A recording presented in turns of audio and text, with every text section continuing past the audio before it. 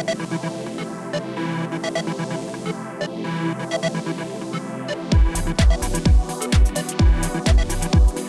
hello and welcome to another episode of Whit Ye Daein, the podcast where we talk about challenging the status quo. Frank and I are delighted today to be joined by Danny Quinn. Danny, welcome. Thank you for having me. It's a fantastic setup. Good to see you, Danny. Congratulations on taking the jump into something new as well. Thank you very much. So Danny, you're Managing Director of Data Vita, Scotland's first Tier 3 data centre, is that right? Correct. Excellent. Well, I'm very new to the tech area. I'm a wee bit out my depth today, so Frank's going to probably do most of the talking. But last year I did a programme with the Side Business School down at the University of Oxford. My background, as you know, is mostly in beauty, personal care, fashion. And my programme was really all about the use of AI, blockchain, and literally now every other day I'm reading about these technologies being implemented. So literally from day one when you and Frank started working together, I was really interested in this sustainable data management unique setup that you're creating here in Scotland. But I'm assuming that you weren't sitting at school or at university thinking, I'm going to open Scotland's first Tier 3 data centre. Were you? Tell us about how you got to this place. So it's a bit of an unconventional route, as it often is, to these things. So school really wasn't for me. I left when I was 16. So then I went to work in B&Q, of all places, which was great. But after a few years of doing that, I kind of realised that it's not really what I wanted to do with the rest of my life. I'd always been a geek growing up, playing with computers, building computers. So I managed to get a kind of trainee apprenticeship as a computer engineer in a company called Straker Systems in Cumbernauld. I don't even know if they're still going, if they still exist or not. It was an interesting place to work. They got their pound of flesh. We were travelling the country doing upgrades for a house builder all over the country. It wasn't the best environment, but the experience was great. Just learned a lot, yeah. And I say that to a lot of young folk coming up just now. How important it is to get some work experience. Anything you can get your hands on, you should absolutely do it. So did that for a couple of years, then was lucky enough to get into the corporate law firms, and that's where I met Frank. But the corporate law firms were a good place to work. They spent a lot of money. They had the best technology. There was a lot of really interesting projects, and you were dealing with corporate lawyers as well, so it was a good learning curve. Yes. To learn the unique ways that they like to operate and how to deal with the personalities and all that type of thing. So I was always going to be a techie. I love technology. You were there for quite a while though, weren't you? Yeah, I was. Yeah. I was there for about 2 or 3 years, and I was always going to be a techie, but a kind of twist of fate. They bought, the law firm bought NetApp storage array off of Frank at the time. Love the connections here. It's great, guys, because it's so real. That's what I love about these chats. No, exactly. And that's what's so important for our audience, because sometimes things like data storage and how do I access data and how am I going to use this data and how do I step into this new world can feel scary, but you're making the whole thing feel real through sharing how you connected and how you got on this journey. Yeah, no, it was quite a natural process. So when you buy NetApp, you don't buy it from NetApp, you buy it from someone else. So we bought it from a company called B2Net at the time, and they made an absolute pig's ear of installing it. A total nightmare. So the project was all late, but that gave me an opportunity to really learn the technology. But that reflects on us as well. When actually it's not the technology, it's just once it's fixed and it's working, it's great. But it's but as you're saying at the time, you go. So you had to really fix it. We had to learn ourselves how to do with it. So that was great. So they ended up offering me a job off the back of that project. So that they were based in Chesterfield, and they were probably at the time one of NetApp's biggest partners. We were just unlucky with a couple of the folk we got. Engineers. I think they were growing like stink, to be honest. So yes. We got the shorten that skill set maybe in terms of what we're doing. You get the junior boys that just arrived. That happens sometimes, particularly when the company's in such high growth. Yeah. So it was unfortunate. That was a fantastic company to work for. So they started off as being a NetApp reseller, but they were really a very, very early adopter of cloud technologies. We were doing storage as a service before Amazon was doing storage as a service, and to be brutally honest, we were all making it up as we went. So I got some fantastic opportunities there to start to lead and grow teams, and it would have been opportunities I would have never got to. I wouldn't have got the job if I went and interviewed for it. Yeah.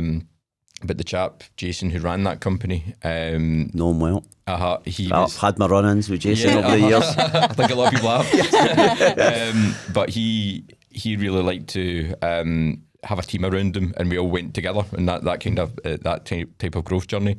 And the cloud services were really, really successful. B2Net then got bought by a Swedish service provider called NetApp.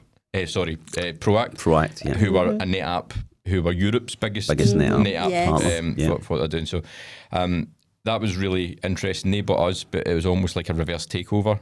Okay. They were very immature when it came to a lot of the cloud services. Now, this is a way back. Yeah, this is 12 years ago. 12 years ago. For what they're doing. Which in technology terms is massive. A lifestyle. Well, 12 weeks is a long time. Yeah. Exactly. Obviously, never mind 12 years. Exactly. But, so we actually ended up responsible for running the group's cloud services. They were more a traditional NetApp reseller at that time. So the UK branch of B2Net, they had their own operations centre. They had all this capability that the group didn't have. So we actually ended up running that service right across Europe. So it was, a great time travelling. And we decided to build out the operations centre in Scotland. Yeah. So we had kind of looked at all the benefits of building something out in Scotland. So that was the kind of first secure room, and I remember that big room that you used to go in for a meeting, and it was like the big glass windows. Yeah, the glass windows, and you're not coming in here. Yeah, it's like, right, okay. So we went from in the Scottish office, it was me and a chap called Bob Dalglish, who's a sales guy. So we went from that to about 60 people within about a year and a half. And again, it's how fate intertwines, because that's where, through that landlord, is the company HFD. So they've got a managed office business called that they've put together. And I went in there and said, look, I need a small office, but I'm going to grow. And they were really, really flexible. So we went from an office with 2 people to 3 people to 5 people to 10 people, all the way up. So they just kept moving me about different offices. So I got to know the Rosemary and William at HFD through that. At the same time, HFD were building the data centre. So they are property developers. So they were building the site up at Chapel Hall. Was that always a plan for them to build a data centre? Was that just part of their portfolio? Because they were obviously property developers, but were they involved in technology? Or no. Not really? Well, they had a small technology company that supported the businesses up until that point, but they were. That was the first time they'd been involved in a data centre project.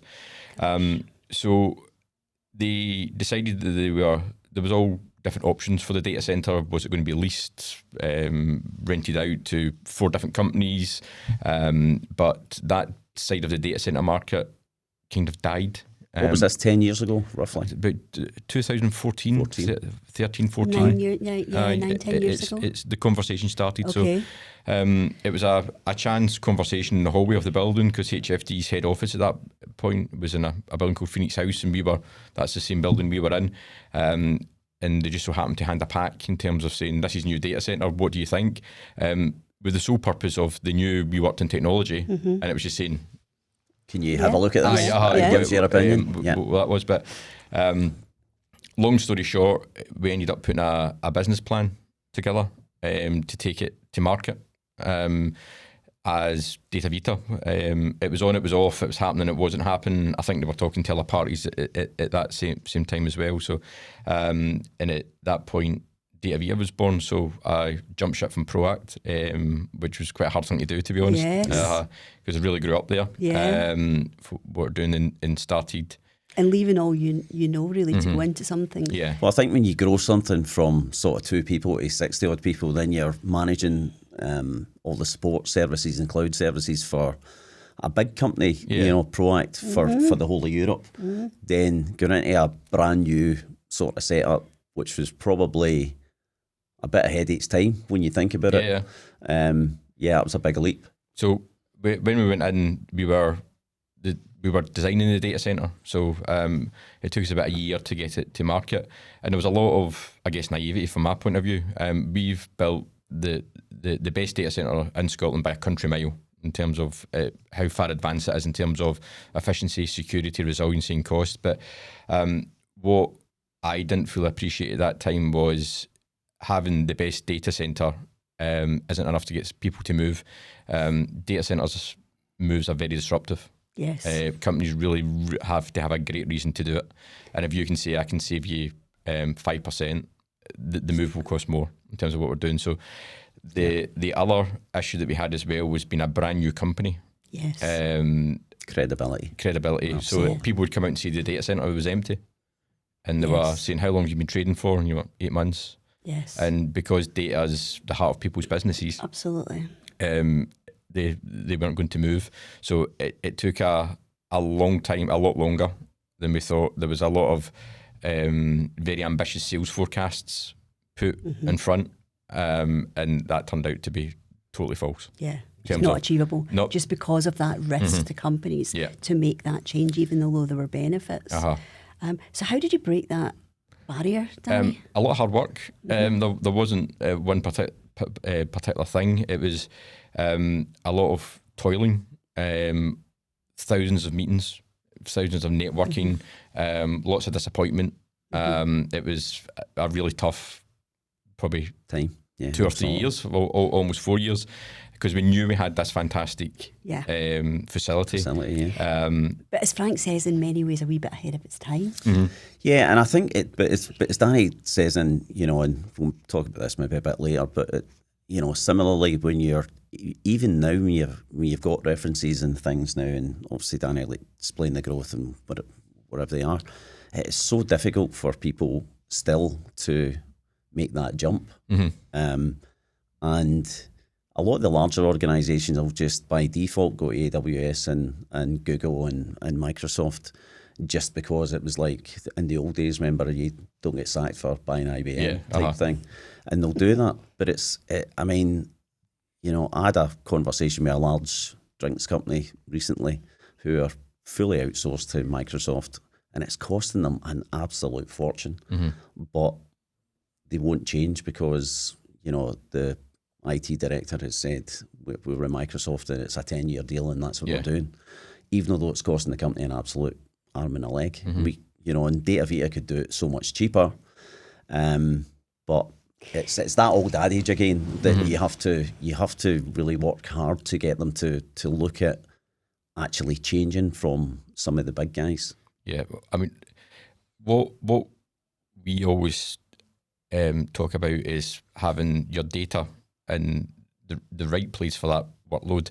There isn't a one answer fits all, and the single answer isn't Data Vita either. No. The public cloud is fantastic, but it's not the right answer for everything.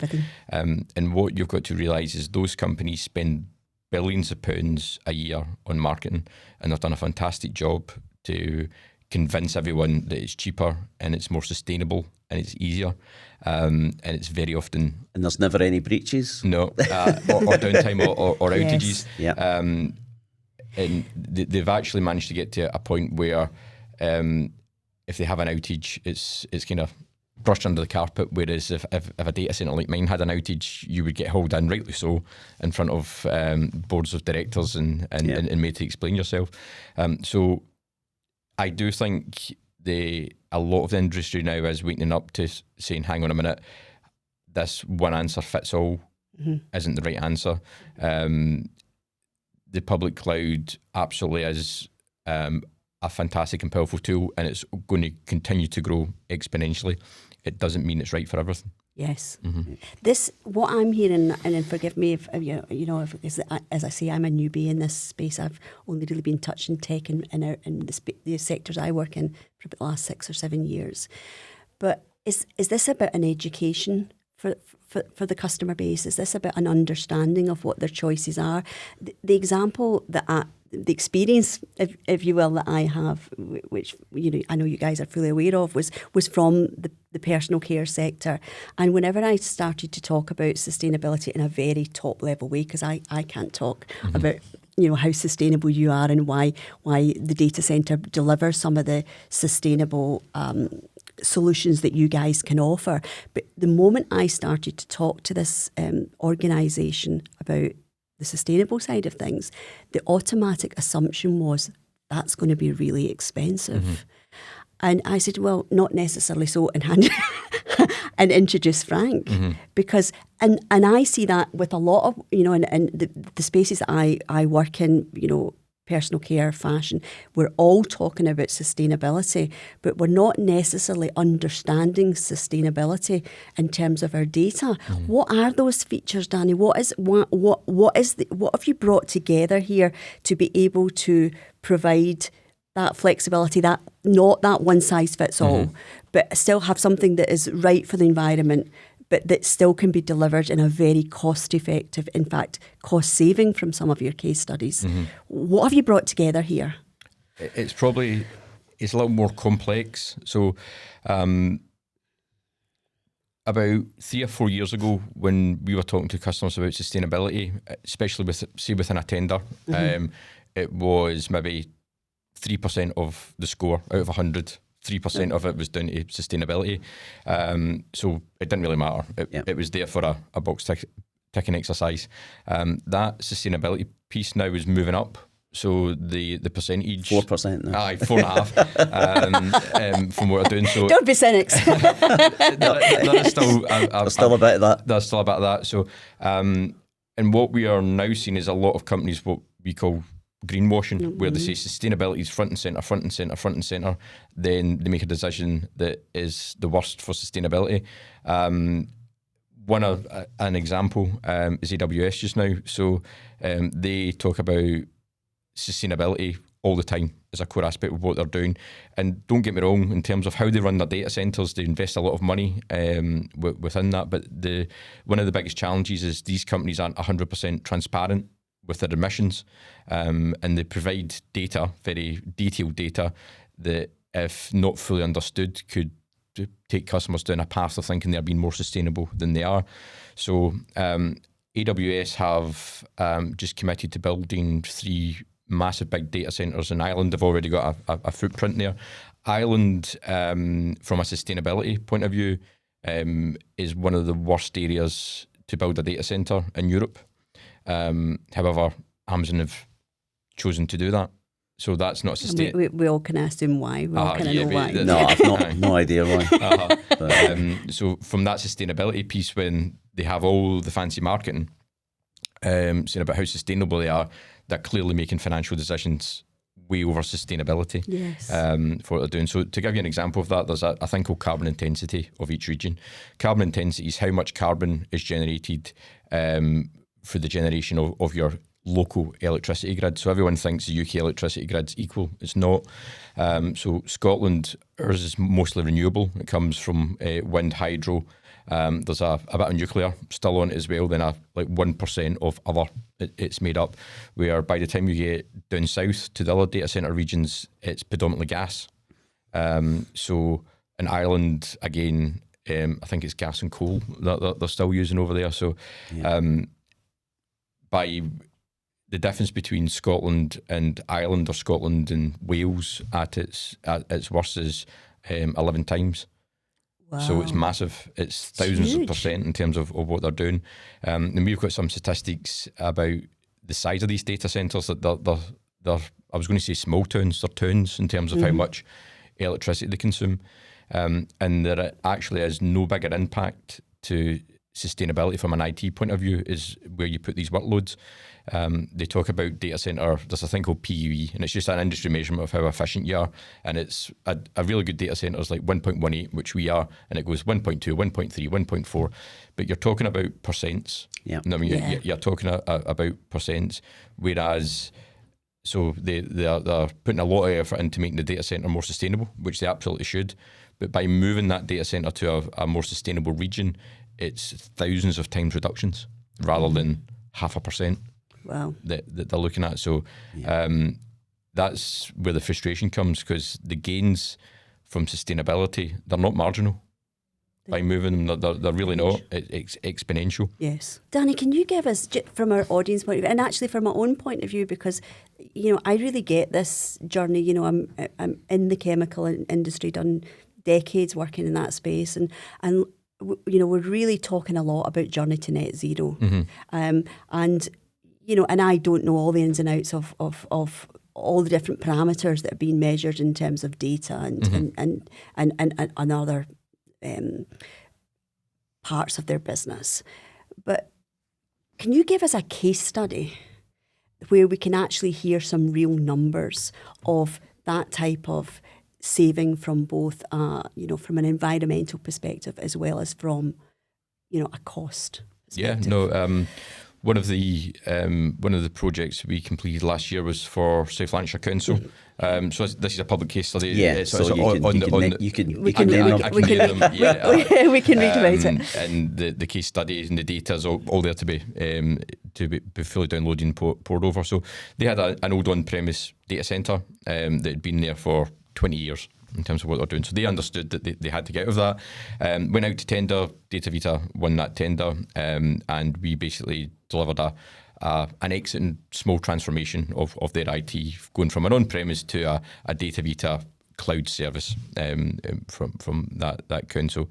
In terms of the electricity saved from that project, so they went from a very inefficient data centre running old technology. We modernised the technology and shrunk down the footprint and moved them into a data centre. It was millions of pounds over the 7-year project. They'll save on energy, and their carbon reduction was something like 90%. Wow. In terms of what we're doing. So again, these aren't small. These are huge numbers. Huge numbers. Yeah.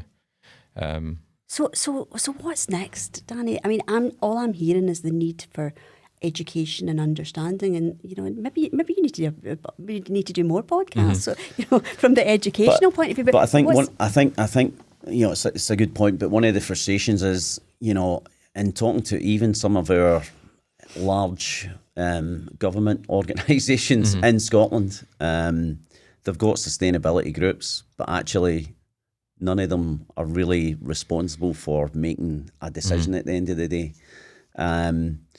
And you really need someone within those organisations, and that's probably a C-level person or a chief exec or something, that's actually going to be made responsible for actually getting to where they are. But you keep getting passed about within these places, and it's like, well, I've got my job to do, but you're on the sustainability committee. Yeah. But actually, there's nobody really making a decision to move things on. And that's the frustrating bit that I've found, and just trying to have some greenwashing.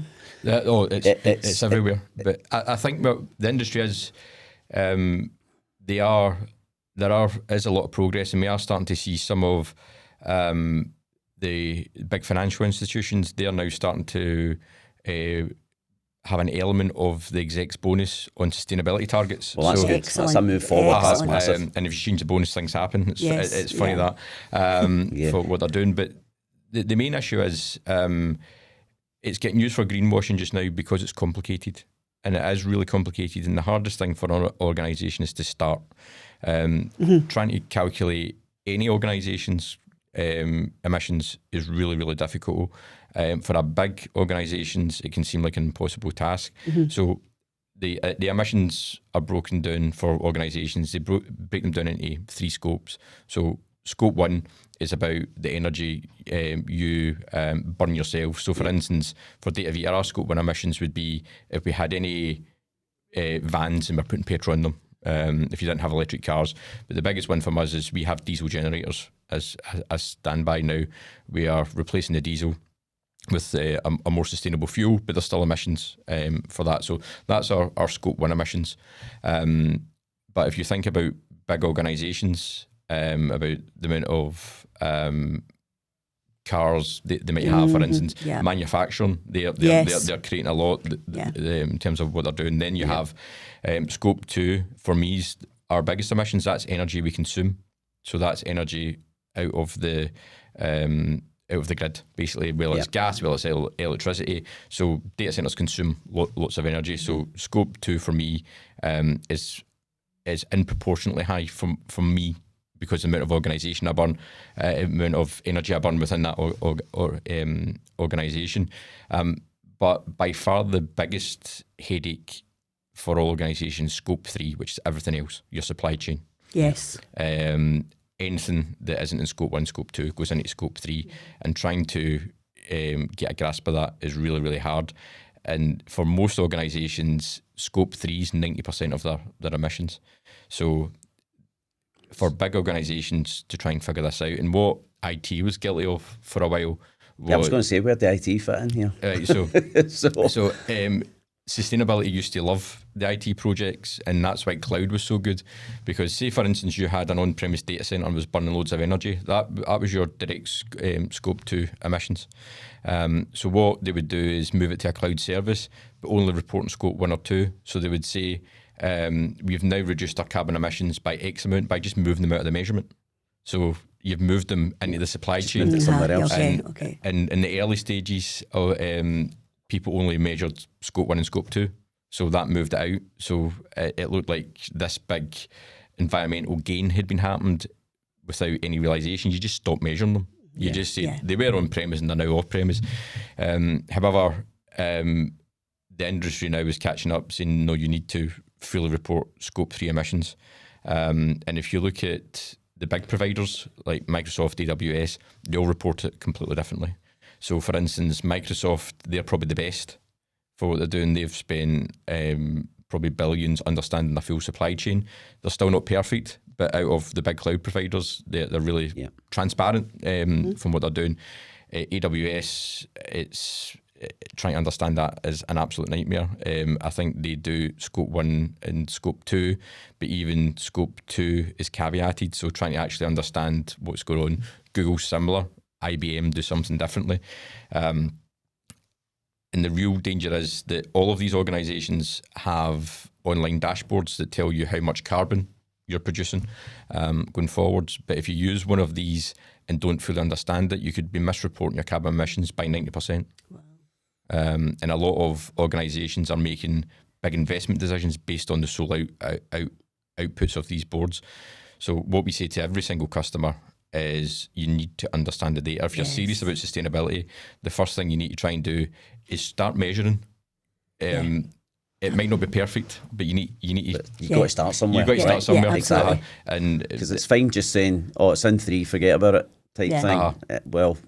It's only by that measurement that you can actually do something about it. If you can't measure, you can't improve. Exactly. And we often say to people is, how do you eat an elephant? It's one bite at a time. Absolutely. And the first thing you need to do is start. Yeah. I mean, gosh, Danny, it's huge. And you've just mentioned one parameter that you're starting to see a little bit of a shift, which is helping people to understand the opportunity to improve what they do in the KPIs of C-suite execs to bring sustainability higher up the agenda. If there was one other thing that you could change, what would it be? From a sustainability point of view? From a business, from an understanding point of view, from a make your life easier to do what's right and do what's best? The easiest way would be to have clear carbon measurements for these tenders. So at the moment, cost is still the biggest element for most tenders. It's either more than 50% or 50% for most. And some of the tenders, though, Danny, is it because they don't actually know? They don't know know this, and so they're including stuff that actually they don't have a measure on. Absolutely. So some again, it's complicated, so they don't know. Companies care about money, as do I, in terms of how the business to run. We're business. Absolutely. But if these tenders made a clear measurement of how you're going to be scored, it's very easy to score carbon output. How much carbon, if we move X amount of workload to you, how much carbon does it produce, and score you heavily in that. It's actually really not a hard thing to measure, and you can measure two organisations quite easily. And what this will also highlight is organisations who can't give you a measurement, and they're the really dangerous ones from that point of view. If they don't know, how are they going to help you with understanding your Scope 3 emissions? If your supply chain doesn't understand their emissions, you're never going to understand your Scope 3 emissions. Yeah. So is it fair to say that doing what's right in terms of storing your data doesn't necessarily, I mean, doing what's right from an environmental perspective, doesn't need to be more expensive? Is that too broad a statement, Danny? No, it's carbon's energy. It's the output of energy being burnt. Yeah. Burn less energy costs less money. It's simple. You know what I mean? That's where I wanted to get to, because, you know, for people listening, you know, the expertise and the technology that you guys have is huge. But where do they start, like you said? So you know, if somebody is really looking for the help to look at what is their data strategy going forward, what should they do? Get an audit. Yeah. Straight away. And Data Vita are fantastic at, you know, going in and, you know, auditing what you've got. Yeah, no, the audit's the first place to start. And that audit, there's almost a pre-audit about saying, realistically, how mature are you in terms of the data? So what data do you have? Yes. And getting a bespoke audit plan. And again, you're not going to change the world in one go. But if you say to the customer, what's your aspirations? It's about understanding what journey. Now, they might be willing to throw millions of pounds at it, and they will have a team of consultants come in, and this is something really committed to. But other organisations are saying, actually, it's important to us. However, it's going to have to get done along with other lines of business as we continue to do. And most of these projects are getting seriously when there's a compelling event, a refresh, a renewal, a movement, rather than throwing something out. So that kind of pre-audit and understanding, right, what is your company's aspirations? Are you going to be big and bold and say we want to be net zero by whatever year? Or are you saying, actually, our first step is we just want to know what our emissions are? And people shouldn't underestimate that simple sentence. Now, even making that commitment, once you have the data, you can then look at what choices, where to focus, because the numbers don't lie. It's the same way as managing accounts. There will be a big number, and you can focus on that. But you've just said that, you know, where do you start? You take it one bite at a time. Exactly. You set out a roadmap to get you to that better place, you know, within budgets that your organisation can afford. The problem is, you know, what I tend to find is a lot of companies just don't know, you know, what data they have and what it's doing. And that's where the audit has to come in, because you can't move stuff out of a data centre to another data centre, or you're just moving the problem somewhere else if you're not prepared to do anything about it. So the audit will then highlight some of these things that you go, right, you realise this, so why don't we do this first and then move it back?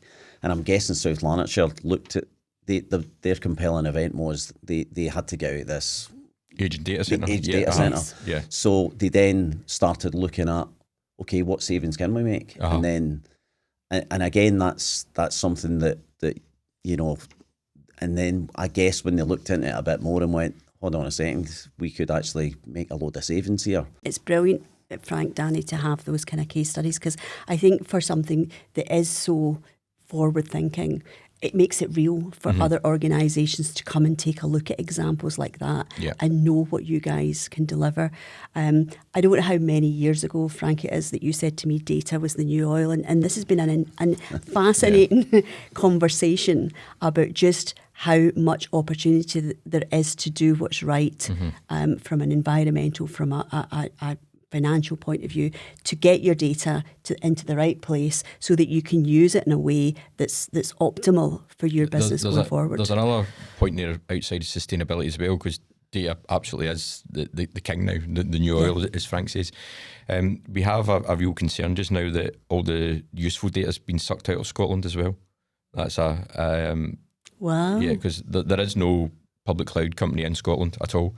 So there's large amounts of data being sucked out, and what we need to watch as a nation is that we end up giving away all of our data, and it shouldn't underestimate the value of that data. And one of the aspects of, once you put it into these ecosystems, it's very hard to get out. They charge you to get the data back out. You get bought into using other services and other bits, and it makes it almost hard to get out. So as a nation that prides itself on life sciences and data science and academic universities and all the rest of it, that data is valuable. And where it is placed is also valuable. You just have to look at the kind of geopolitical movement over the last 10 years in terms of what happened. You don't know what's around the corner. Yeah. So having control of that data is very, very important. So if you made up a scenario of something happens in the US and there's a change in government in terms of what they're doing, how could you get all your data out of those US-based organisations? What's your fallback plan? Or even something a bit more simple, the price has got up by 200%. What do? You pay it. You've no choice. And you've still got to. A lot of organisations have forgot about the fundamentals of IT. When we were designing systems, you would always design, it was over a 5-year plan, you would design the system, you would design how you get data into it and how you migrate off of it at the end. See that migrate off, it's been totally forgotten about. Wow. Danny, that is a brilliant point to finish on, from a Scottish perspective. You really are a thought leader in this space, and, we can't thank you enough for coming and chatting to us. It's really improved my understanding. I know you guys go back a long, long way, but, it's really about now doing what's best for the future and making sure that we are optimising data as the new oil. So thanks so much. No, thanks. I've really enjoyed that. Thank you. We definitely need to get you back again and hear more about this journey together. Do it in football. That's it. and then thanks to you, our audience, for joining us again today. Reach out to us. We love to hear your feedback. And thanks again, Danny Quinn of Data Vita. Thank you. Cheers, Danny.